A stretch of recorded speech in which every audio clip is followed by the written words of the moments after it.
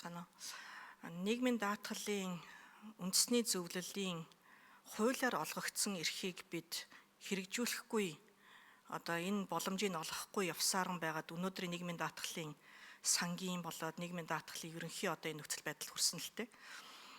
Нийгмийн даатгалын үндэсний зөвлөл уул шугамдаа шимтгэл хэдэн хувь байх уу, тэтгэврийн нас хэд байх уу, тэтгэврийн хэмжээ хэд байх уу гэдгийг уул шугамдаа тогтоох үүрэгтэй. Гэтэл одоо хүртэл улс төрийн шийдвэрээр нөхөж энэ үндэсний зөвлөл шийдвэрүүдийг гаргаж байсныг бишгүүдэл бид мэднэ. Ийм учраас үндэсний зөвлөлийн гишүүд нь эрх мэдэл нь хуулиар олгогдсон үүргээ хэрэгжүүлэхгүй байгаа учраас энэ хэмжээгээрээ ч гэсэн одоо энэ нэр дэвшилт болоод гишүүдэд нэх айхтар ач холбогдол өгөхгүй явж ирсэн.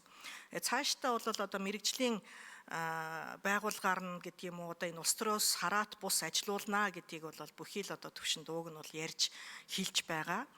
Гисэн хэдий ч яг энэ үндэсний зөвлөлдөө яг энэ нэр дэвшилтийг эргээд харах юм бол нөгөө л нэг хуучин уламжлалаараа яваад ирлээ. За Сүхбаатаргаа бол Ахмадын холбоог бас төлөөлж тухайн үедээ яг тэтгэвэр авч байгаа хүмүүсийн эрх ашгийг хамгаалах тал дээр нь Ахмадын холбооноос байвал яасан бэ гэдэг зөвшөлтсөл түрээд үйлдвэрчний эвлийн одоо 3 квотын нэг дээр нь бол Ахмадын холбоо орж ирж исэн түүхтэй. За одоо орж ирж байгаа хүнийг бол хэрхэн яаж сонгон шалгаруулсан бэ? Өөрөөсөө дотроо одоо энэ нээлттэй юу гэдгийг сонсголыг явуулсан уу үгүй юу гэдг нь бидний эрх мэдлийн асуудал биш болчиход байгаа байхгүй. Хуулиар үйлдвэрчний эвлэл хэнийг оруулж ирнэ үү? Тэрний одоо сонсголыг явуулах нь ч өөрөө утгагүй асуудал болчиход байгаа. Яа гэвэл оруулж ирж байгаа нэг л нэр дэвшигчийг бид нар ярих гэдэг шүү дээ. Өөр хинтээ харьцуулах юм. Эсвэл за яг буцааж болохын нэг удаад. Тэгэхээр одоо нийгмийн даатгалын үндэсний зөвлөлийн гишүүнээр байгаа төлөөлөл дотор чин багш нарын төлөөлөл байгаа штэ. Тэгээ дахиад нэг багшийн төлөөлөл оруулаад ирчихэж байгаа байхгүй. Тэгээд сайдынхаа саналыг аваад Ахмадын холбоотойгоо зөвшөлдсөөд Ахмадын холбооны саналыг одоо авч болсонгүй юу? Уг нь бол одоо Товуу Сүрэнгуй бол миний нүдэнд маш сайн кандидат, манай нийгмийн даатгалын систем одоо энэ бүх одоо бодлогын хэмжээнд ч тэр маш сайн бэлтгэгдсэн үнэхээр мундаг хүн л дээ. Тэгээд ер нь цаашдаа энэ нийгмийн даатгалын шинжилэлийг бас явуулнаа, хуулийн төсөл өргөн барина гэж сайд мэдгдсэн. Энэ дээрээ эргээд яг нийгмийн даатгалын үндэсний зөвлөлд орж байгаа хүмүүсийн одоо төлөөллийг бас дахиад одоо булган туяад арахтаа санал нэг байна. Шинжлэх шаардлагатай. За нийгмийн даатгалын үндэсний зөвлөлийг яг утга агуулгаар нь ажилуулж улс төрийн шийдвэрүүдийг нөлөөлдөггүй байх энэ гарц гаргалгааг бол бид нар хуулиар зайлшгүй оруулах ёстой маа гэдгийг бас сануулж хэлье. Ахмадын холбоотойгоо зөвшөлдсөж болсонгүй юу гэдэг асуултанд хариулж өгч. За буян шаргалтаараа хариулна. Нэгдүгээр микрофон. За ариун зэ гишүүний асуултанд хариулъя. Тэгэхээр нийгмийн даатгалын тухай хуулийн 35-ийн 1-2-т бол даатгуулагчийг төлөөлж, даатгуулагчийн олонхын эрх хэсгийг хамгаалсан одоо үйлдвэрчний эвлээс 3 хүн байна гэсэн ийм хуулийн заалттай. Нэгдүгээрт, хоёрдугаарт Монгол Улсын их хурлын 24 оны 11 сарын 19-ний 01 тоод тогтоолоор нийгмийн даатгалын үндэсний зөвлөлийн дүрм журмыг одоо шинжилэн баталсан.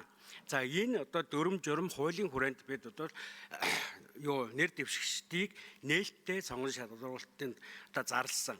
За Эрдэнэ сүрэн, Ганс сүх, Бат зориг, Эрдэнэ ноёр, Давг дор, Саран цэцэрлэлт тэгээд нэмэх нь Ахмадын холбооны төлөөл одоо Товуу Сүрэнгуй асуудлыг бас бид хэлцээ.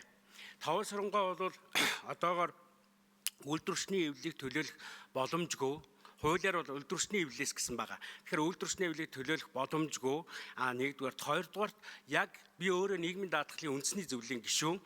Нийгмийн даатгалын үндэсний зөвлөл дээр юу гэж яригдсан бэ гэхээр тэтгэврт гарсан хүнийг одоо даатгуулагчийг төлөөлөх үндслэл байхгүй гэдэг асуудал яригадаад одоо өнөөдөр ажиллаж байгаа нийгмийн даатгалын үндэсний зөвлөлөөс ажиллаж байгаа тэтгэврт гарсан баяраа гэж гишүүнийг шийдвэл чөлөөлөх юм уу яах юм гэдэг асуудал одоо бас бидний үндэсний зөвлөл дээр яригдсан. Ингээд үйлдвэрчний эвлэлийг заавал төлөөлөх юм бол энэ хүн ямар албан тушаал дээр байх юм бэ гэд энэ хүн өөрөө албан ёсоор өргөдөө өгөөд ингээд Монголын үйлдвэрчний холбоо хэдийгээр тэтгэврт гарсан гэсэн тэтгэврт гараад одоо 1 жил болж байгаа. Тэгээд энэ хүнийг ерөнхийлөгчийн зөвлөхөөр албан ёсоор бол томилж энэ одоо үйлдвэрчний эвлэг төлөөлөх ийм бүрэн ихтэй болж ингээд ажиллаж байгаа. Тэгэхээр Товон Сурангаан хувьд бол 78 настай юм байлээ. Тэгээд бас бидэнд албан ёсоор Монголын үйлдвэрчний холбоог төлөөлөх ийм одоо Монголын үйлдвэрчний холбоо бол бүтцтэй улс орон даяар бүтцтэй байгууллага. Тэгэхээр аль нэгэн үйлдвэрчний эвлэлд харьяалагддаггүй ийм хүн байлаа гэдгийг хэлье. Тэгэхээр сая хэний Бацөрөг нэр дэвшигчийн тухай ярьлаа. Бацөрөг нэр дэвшигч бол багш хүн биш. Багш нарын үйлдвэрчний холбоонд ажилладаг ч гэсэн түрүү манай гишүүн өмнөх одоо хэлцүүлэг дээр гишүүн хэлсэн заавал дарга нар байх ёстой юм уу? Жирийн одоо хүмүүс байх боломжгүй мүү гэсэн. Тэгэхээр энэ бол эдийн засагч хүн, цэвэр одоо мэрэгжилтэн хүн гэж нэмж хариулъя. Баярлалаа.